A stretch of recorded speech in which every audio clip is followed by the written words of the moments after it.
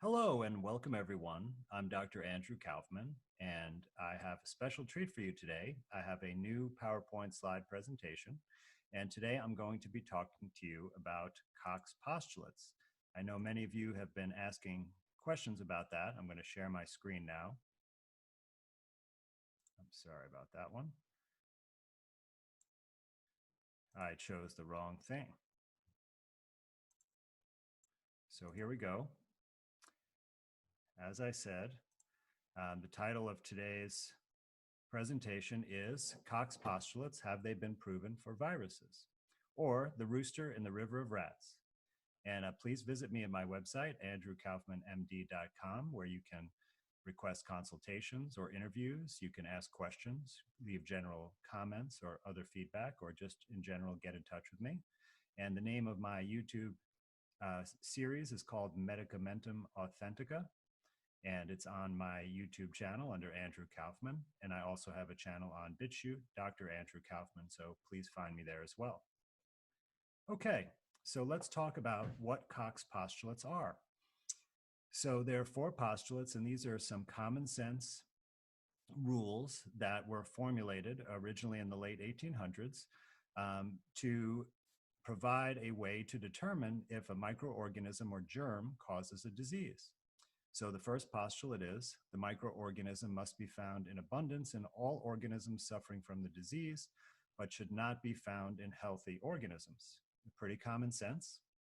Number two, the microorganism must be isolated from a diseased organism or a person and grown in a pure culture.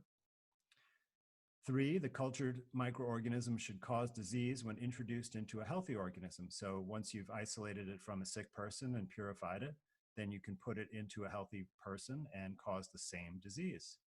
And fourth, you must be able to re-isolate that organism from the person that you made sick. And if you can do all these steps, you've proved pretty much conclusively that that microorganism or germ causes the disease. So I came across this article that some of my viewers sent me, and it claims that Cox postulates have been fulfilled for the SARS virus. And this was published back in 2003 in Nature, which is one of the most prestigious scientific journals. And this is really important to point out because I have been saying that Cox postulates have not been fulfilled. And this is also important because the SARS virus is SARS-CoV-1. In other words, the other virus that supposedly is related to SARS-CoV-2, which is another name for COVID-19. So this is the precursor virus to the current COVID-19 situation. So it'll give you a little bit of a historical background.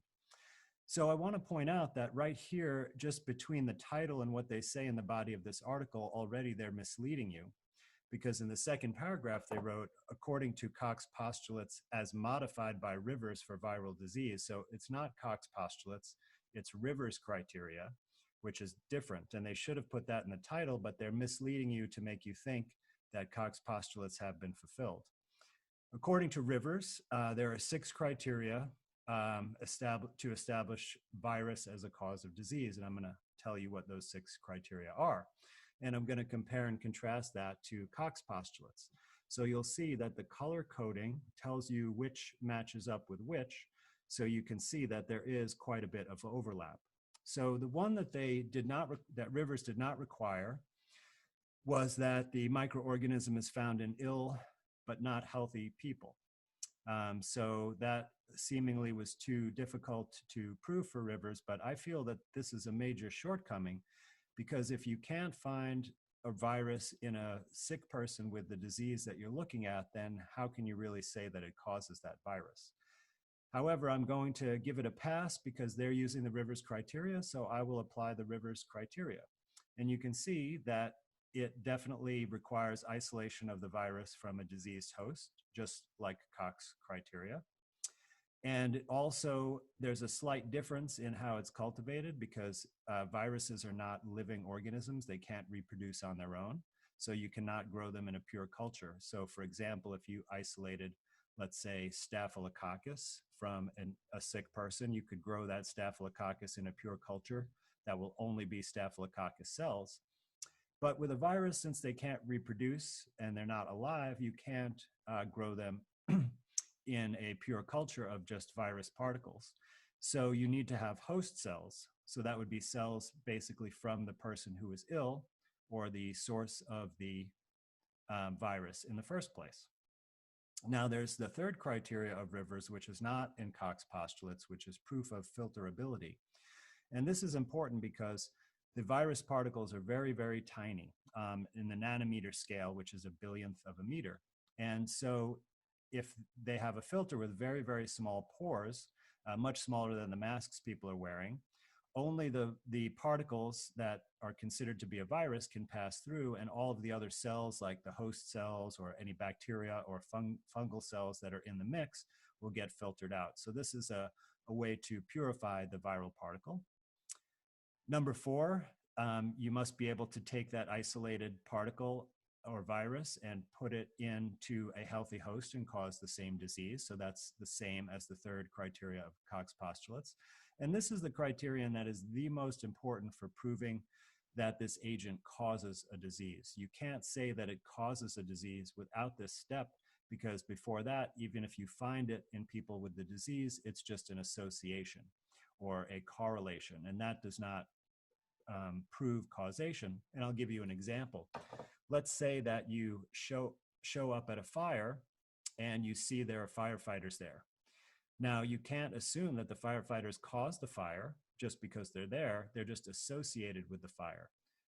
And actually, they're doing the opposite. They're putting out the fire. So you can be really confused without this step. Then the fifth criterion is re-isolation of the virus. So that's from the person that you produced the disease in. You can once again isolate that particle or agent from that person. And then finally, the detection of a specific immune response to the virus. And this is much more difficult to prove because of the specificity issue, but I'm not going to really cover that very much during this talk because it is in my opinion, the least important of the criteria. So notice what is not in Rivers' criteria. There is nothing about genetic material, DNA or RNA mentioned at all. So in other words, you don't even have to look at the genetic material in order to prove these criteria. And at least formally, the genetic material or specific sequences does not have a role in proving that a virus causes a disease. And I'm following, this is what is specified in the authors of the Nature paper. So I went and looked at Rivers' article from 1937 where he laid out these 6 criteria. And I found a few interesting quotes to help us learn a little bit more detail what he was saying. So the first quote, "Now it is possible to bring excellent evidence that an organism is the cause of a malady without complete satisfaction of Koch's postulates." So basically he's saying that you can skip the steps that are not included in his criteria and still prove that a virus causes a disease. Next quote is, "Particularly those diseases caused by viruses, the blind adherence to Koch's postulates may act as a hindrance instead of an aid." Well, I think this indicates that he may have been looking for a little bit of a shortcut, that maybe it was difficult to perform some of the steps, and this makes it a little bit easier to prove a virus is the cause of disease. And it's not good to let your outcome affect your reasoning when determining these things, but I'll still accept the Rivers criteria as valid. He said, "It's obvious that Koch's postulates have not been satisfied in viral diseases." Now, granted, this was in 1937, but up to that time, that was certainly as true as it is today. He also said, "In the first place, it is not obligatory to demonstrate the presence of a virus in every case of disease produced by it." Now, I really don't understand the reasoning behind this, because if the virus is not present, then how could you say it caused the disease?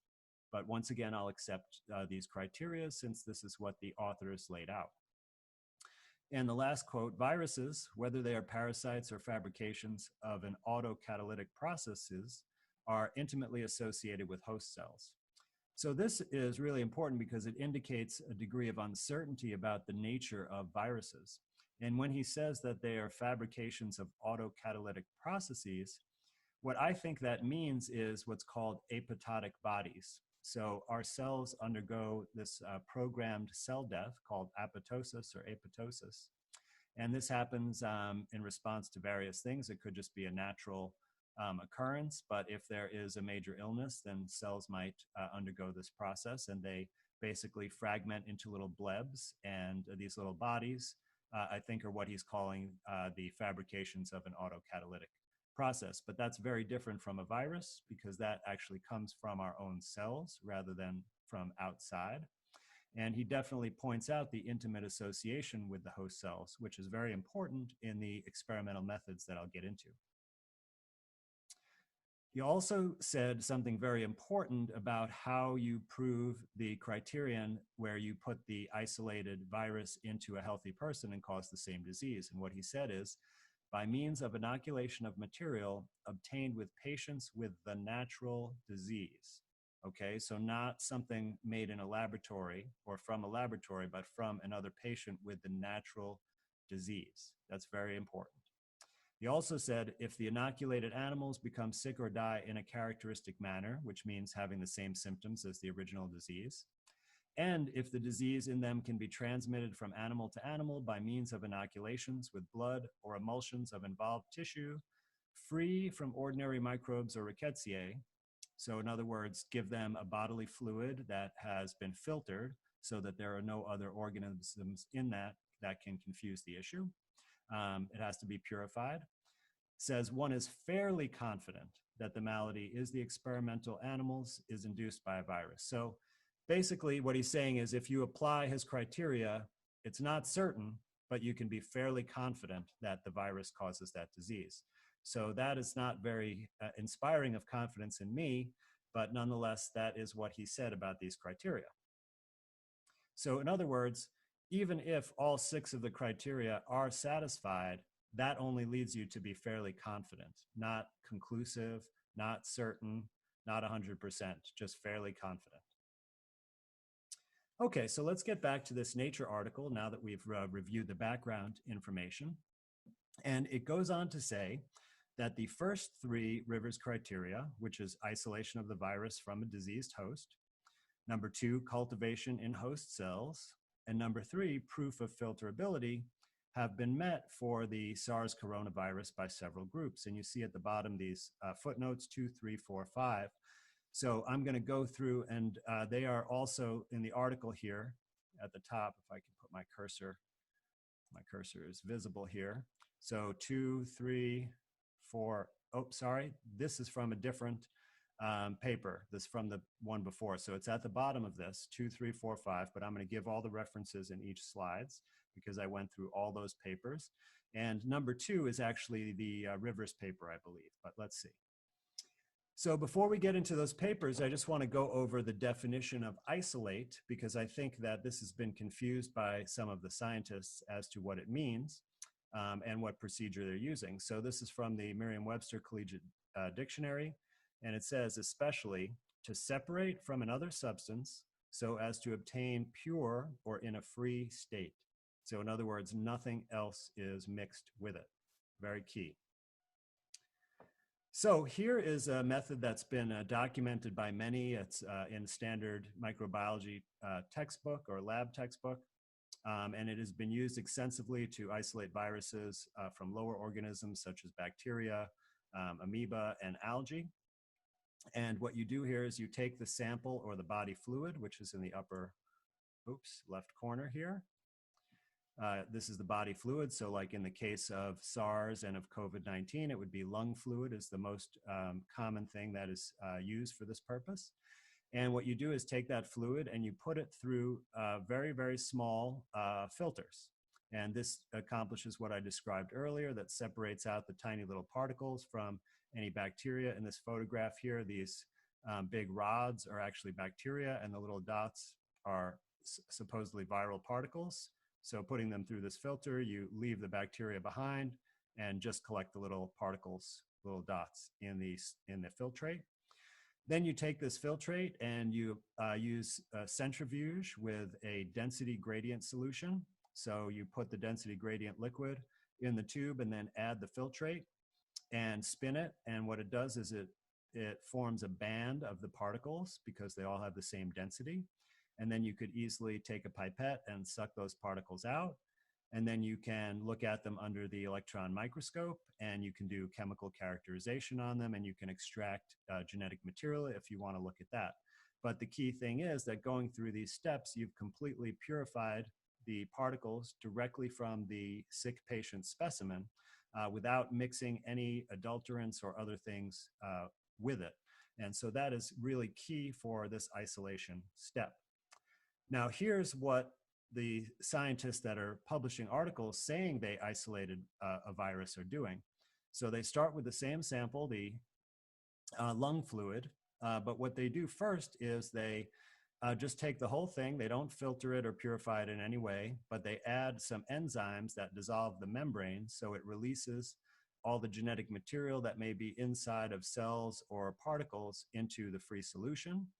And then they do is put in some PCR probes, which will amplify various pieces of genetic material. And they can then sequence that genetic material and characterize it in many ways. But this has nothing to do with Rivers' criteria. As I said before, there was nothing mentioned about genetic material. So if you look at the other pathway that they do is they take that fluid, they may or may not filter it. Some of the methods are not described in very much detail, so they leave out this step. It's hard to tell if they've done it or not. And then they mix this body fluid with non-host cells. So they often buy commercially prepared mammalian cell cultures, like a very common one are Vero cells, which are monkey kidney cells. So they basically mix this with some kind of cell culture, and often they add antibiotics, almost in every case that I've seen where there's detailed methods written up. And this is really important because the antibiotics actually induce exosomes. And if you've seen my previous talk, or if you haven't, please take a look at it. You'll see that exosomes are particles secreted by our own cells, and they help us heal from disease and communicate with each other inside our body, allow different cells to communicate. And all mammalian cells make exosomes, and various things cause the cells to make more exosomes or induction of exosomes, and one of those is antibiotics. And there are several papers that describe this. It's very well known. So they're basically mixing this bodily fluid with a mixture of cells and antibiotics that's making exosomes. And then what they do is they may or may not purify the particles out of that mixture. They often just keep them mixed with the cells and then look at them under the microscope, and occasionally they purify them. But there's no way to tell if the particles that they have identified after this procedure are from this tissue culture with antibiotics or if they're from this lung fluid. And since they set up a procedure that always results in exosome induction, there are going to be particles that are exosomes in there for sure that look just like viral particles. So I think this is where the major confusion comes to play. So here are the 4 papers that I mentioned that are footnoted that supposedly satisfy the first 3 criteria of Rivers. So Putanen, Drosten, Kaziacek, and Paris. And please forgive me if I'm mispronouncing any of those names. And these are all about the SARS coronavirus from 2003. So let's look at the Putanen paper first. So they did not isolate any virus, the first step.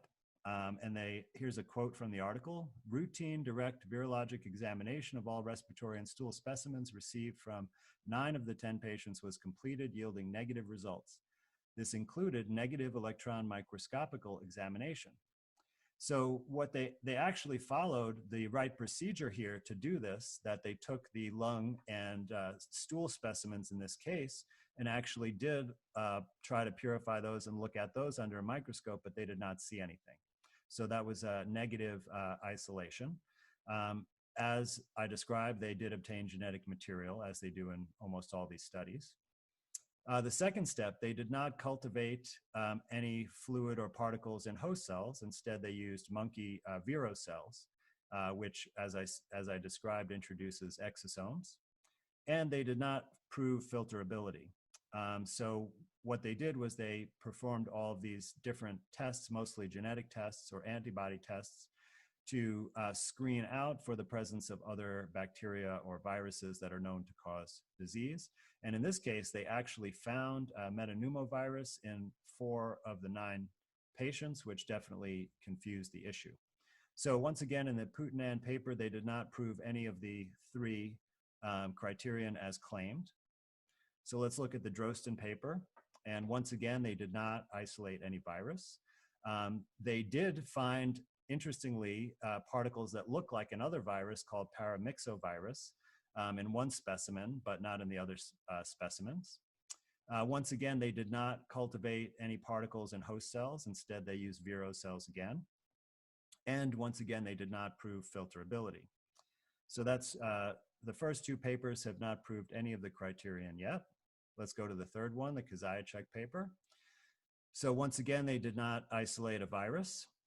Once again, they did not cultivate in host cells. Instead, they used several different kinds of cells here. I'm not sure what all of these are, but they definitely did not come from the host. And they also tried to inoculate mice with this mixture. Once again, they did not prove filterability. So far, nobody has proven any of the criteria. Let's go to the Paris paper. This is the last one. Once again, for the 4th time, they did not isolate any virus. They didn't culture in host cells. Instead, they used fetal rhesus monkey kidney cells. And once again, they did not prove filterability. So none of the first 3 were criteria were satisfied by any one of those 4 papers as stated in the article. So let's go back to the article to look at the remaining 3 criteria. And here's what they said, that the authors of this article, have tested for the 3 remaining criteria, which are the production of comparable disease in the original host species or a related one, re-isolation of the virus, and detection of a specific immune response to the virus. So since they didn't satisfy the first criteria, they didn't have anything isolated, it would be next to impossible to satisfy these 3, but let's see what they said they did. So criterion 4, produced the same disease in the host. So they did not obtain the material from patients with a natural disease. Instead, they used the virus that was cultured in monkey kidney cells. So once again, those cells would be producing exosomes, and the virus was never isolated, so it's not really clear what exactly they're inoculating them with at all.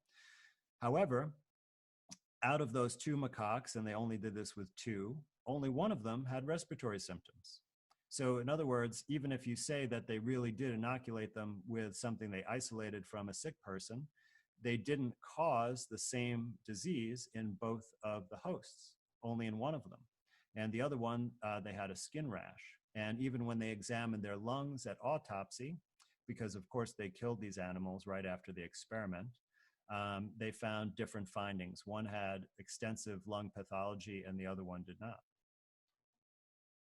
So criterions 5 and 6, re-isolation of the virus and specific immunity. So they did not re-isolate the virus. Instead, what they did was genetic testing. And once again, they took secretions from those macaques and mixed them with vero cells in culture with antibiotics, just as the original procedure. So there was no isolation in that. And they did say that there was an antibody response, but they did not describe the specificity of that or test it against other antigens to determine that. So in conclusion, they met 0 of the 6 criteria. So let me just summarize, because there are several misrepresentations in that article. So first, in the title, they said they satisfied Koch's postulates, but in the second paragraph, they said actually they used Rivers' revision of the Koch's postulates, which are distinct. And then they claimed that 4 papers satisfied the first 3 criteria, but upon closer examination of those papers, not one criteria for any of those papers was satisfied. And then they claimed that they satisfied the remaining 3 criteria, but once again, upon closer examination of their procedures, they did not satisfy any of them. So this is what I would consider a fraudulent paper, because they cannot provide any evidence to back up any of the claims they made in their paper. and it's very, very misleading. So I thought I would look at some of these Rivers criteria for COVID-19 because this is the most relevant thing to what's going on now and what I've been mostly spending my time studying and talking about. And it would be very easy to apply these to the papers that have described COVID-19, which, by the way, is based on the original SARS coronavirus. So these are the 3 papers that have been published on 1, 2, 3. And then the 4th one is a group from Canada that has reported to some news media that they have also isolated this COVID-19 virus, but they have not published yet. So there's much less information about their specific methods, but there was enough to know what's going on. So let's look at, so out of what I found is that none of the studies met the first 3 criteria. No studies tried to address criterion 4 or 5, which is inoculating the isolated particle into a healthy host and causing the disease, or re-isolating it from that person. So this was just not done at all, not attempted. So if criterion 4 and 5 were never attempted, you can already just from that conclude that it has not been proven to be fairly confident even that this is a cause of any illness. But let's look a little bit closer. So the Zhao paper, they didn't isolate any virus. Once again, they obtained genetic material as described in the previous procedure. Number 2, they did not cultivate in host cells. They used, once again, Vero cells and this other HUH7 cells, but they only did this in 1 out of the 7 patients, and they did not prove filterability. And here's what they wrote in their conclusions. This study provides evidence of an association between the disease and the presence of the virus. However, there are still many urgent questions to be answered.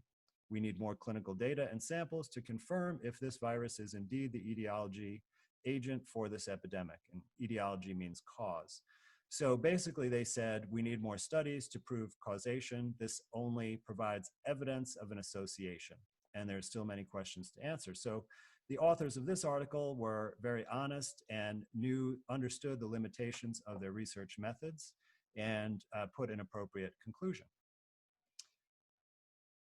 They did something else interesting, and I want to just talk about the genetic material for a moment, because this is what they really say is the reason why they've identified it, and it's also the reason or the basis for developing this diagnostic test. The RT-PCR test is basically just tests this genetic sequence.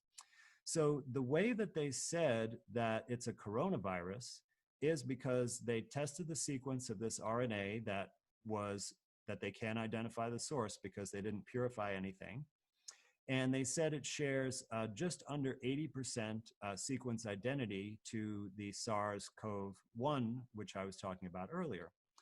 Now, 80% may sound like a lot, but I did some digging and found that humans share 96%, so 16% more of their genetic sequence with chimpanzees.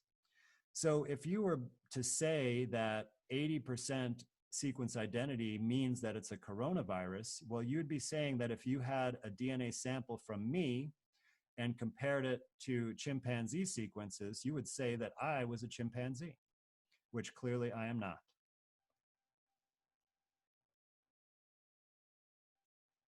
So let's move on to the next of the 3 papers. So the Zhu paper, once again, no virus was isolated. They obtained genetic material. They didn't cultivate in host cells, and this time they used lung cancer cells. Now, they don't call it that in the paper. What they say is that they are lung epithelial cells taken from biopsies of lung cancer patients. Now, I don't think it takes too much to realize that there are going to be cancer cells in there. And one thing that we know about cancer cells is that they make lots of exosomes.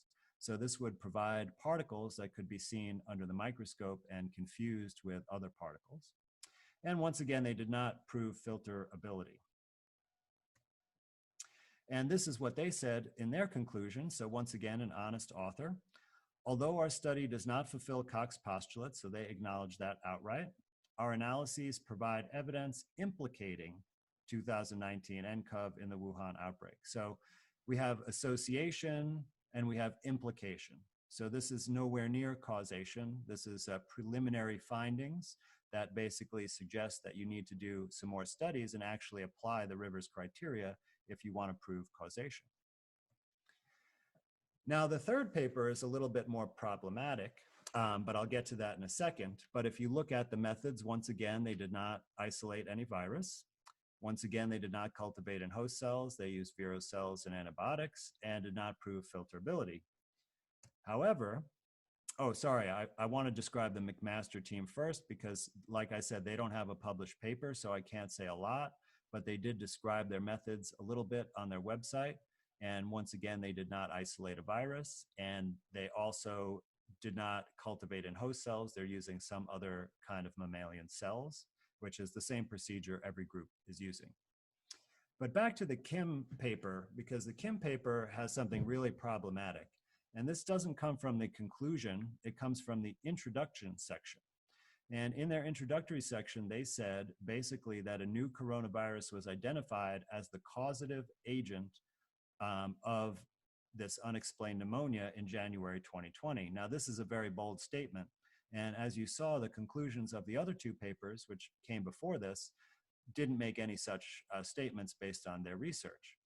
So this is reference number 7, is where this declarative statement about it being a causative agent comes from. And that reference is listed at the bottom of this slide. And interestingly, it's not a study that is trying to isolate or identify a virus. It's a study that's looking at the full sequence of the genetic material of this so-called virus and comparing it with evolutionary analysis. So in other words, with other species or viruses sequences found in other species. So in other words, the science of that article would not be able to prove anything about causation.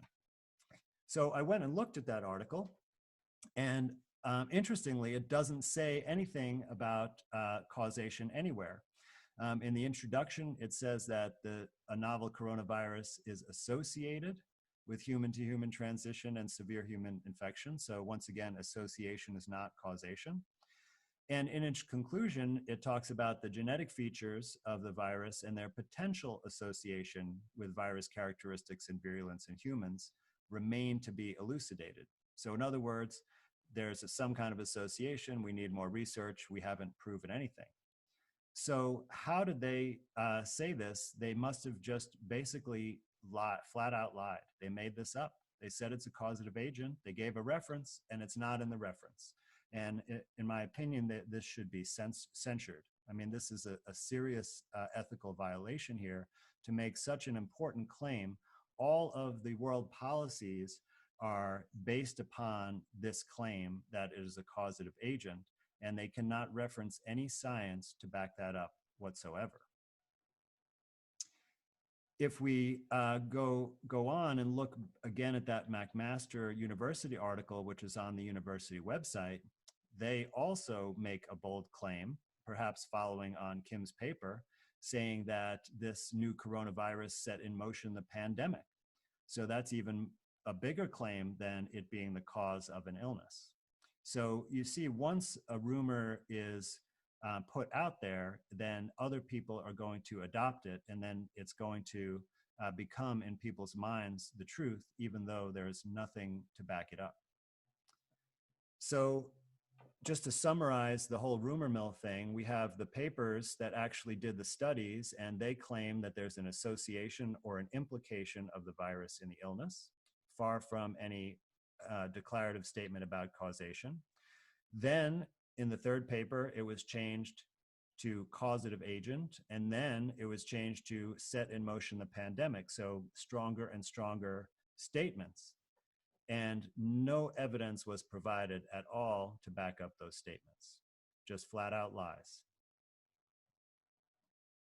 So I'd like to conclude from everything I talked about that 1, despite the claim of satisfying Koch's postulates, not one of the 6 Rivers criteria was met for SARS, not one. That's in 2003.